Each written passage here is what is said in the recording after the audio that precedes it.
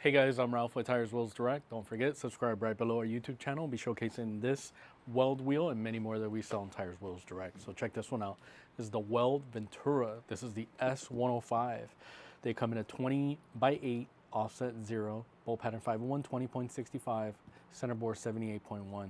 The back spacing on this wheel is 4.5, and then the finish is going to be gloss silver with machine face. Whenever you shop for the front, you'll shop S105 08063450, and that's the front. The corresponding rear, same thing. It's a 20x10.5 plus 13. Back spacing is 6 1/4. Center bore 78.1. Bolt pattern 501 20.65. Offset 13, and then same finish, gloss silver with machine face. Part number on the rear S105 005632625, and then I'm going to showcase front and rear. And then that way you guys can have an idea what the front lip size is and then what the rear is. You have an idea. So let's get this bad boy out of the box, showcase it for you, and see what this bad boy looks like. So here you have it. Your front 20x8 Ventura.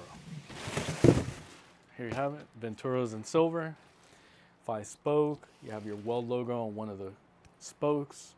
Also, you get a sticker on there. This is Weld, genuine Weld, making sure like it's a legit wheel. And then you have the billet style center cap that says Weld Wheels on the center. TPMS sensor is compatible, but I think this one's old school, so you're probably just gonna put a regular valve stem. Conical seat lug nuts is what's needed on this wheel. And then the back side of this wheel, you're looking at 78. So if you do need hub rings, we do supply them for you. So great looking style wheel. So that's the front. I'll measure the lips at the end. That way you have an idea what the lip size is. And we'll showcase the rear. So here's your front, 20x8. I'm gonna open up the 20x10.5. And let's see what this bad boy looks like.